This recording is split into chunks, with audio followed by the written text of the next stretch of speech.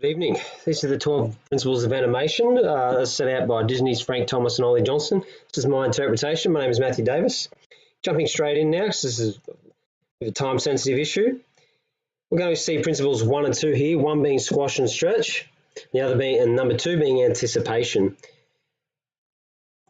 So if I bring this back to the beginning, this is squash and stretch. This is a ball, obviously, jumping over a gap with a tail. So there's your squash. There's your stretch, because that's how a ball would really be in real life. There's a lot of squash and stretch, so you have to allow for that. Could be a character jumping over a gap, anything. Next one is anticipation. Anticipation starts at the beginning here. A stationary ball wants to jump, so he's anticipating that jump. He's building up, he bends down to build up some momentum. You can see it when he starts to come down here too. He's anticipating that landing, so he's stretching out, getting his feet or his legs, if it was a character, ready to land properly. Staging is very important, staging a character in a way that tells an overarching story. So this is clearly excited, concerned, and devastated. It's pretty straightforward. If you had this person doing that and it was straight on, you wouldn't really know what was going on. Definitely wouldn't know what was going on here because you would just see a bunch of black silhouette. But if you turn them to the side and stage them in such a way that that it was appropriate, you can tell an overarching story when it comes to staging. Pose-to-pose animation. This is pose-to-pose animation. So rather than keying in all the movement, only keying in the frames of the key poses when he lands, when he swings his arms up, back, forward, and then I'm letting the computer generate the rest. Straight ahead information would be like this next video is. This is also my work, where I will be keying in every bit of movement. That's straight ahead. Everything from his character bending his hands at the top here to the arm swing at the end. That's straight ahead. So overlap and follow through. So this is some more work of mine. If you just look at the tail here,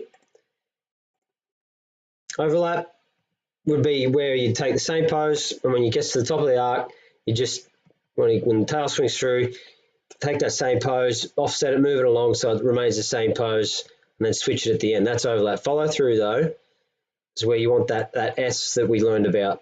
So it starts here and then comes out, and that's just allowing for the follow through of gravity, like a tail on a horse or a chipmunk or whatever.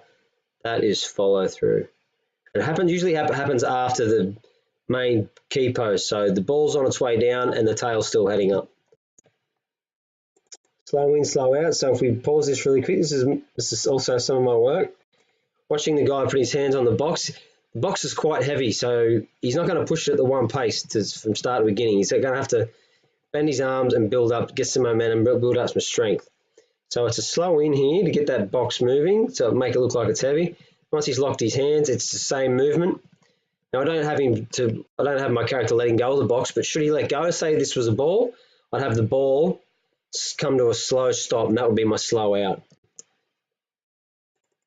Arcs are very simple. So look at this ping pong ball here, this representation. Move it back. The arcs are getting lower and lower down the frame. So it's lower and lower and closer together. So accounting for gravity, timing, everything. Those are arcs. Secondary animation. This is a video of a lizard trying to get into a box. Sees a stick. The stick becomes main action. Now it's not because he left it alone. Jumps in the box. Disturbs it, and then the second reaction is the stick falls. So that's just telling another little story on its own. Timing. So this is a bowling ball, a soccer ball, and ping pong ball. All different timings because in real life, this is heavy, this is less heavy, and this is light. We all know how long a ping pong ball bounces for. So timing is everything. You can relate this to a track runner too, like a faster person taking over a slower person on the track. Exaggeration. So this clip's from The Mask, Jim Carrey. Once puts on a mask, essentially becomes this cartoon character.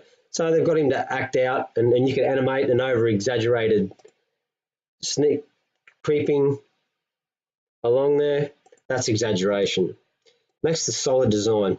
Now you can't, this character, the way it is, it looks like a cardboard cutout. You don't know what the square is. There's no depth. You don't really know what's going on. So if I just fast forward here, if we design our character and move him around like this and give him some background, maybe some foreground, We know this is quite a solid character, round.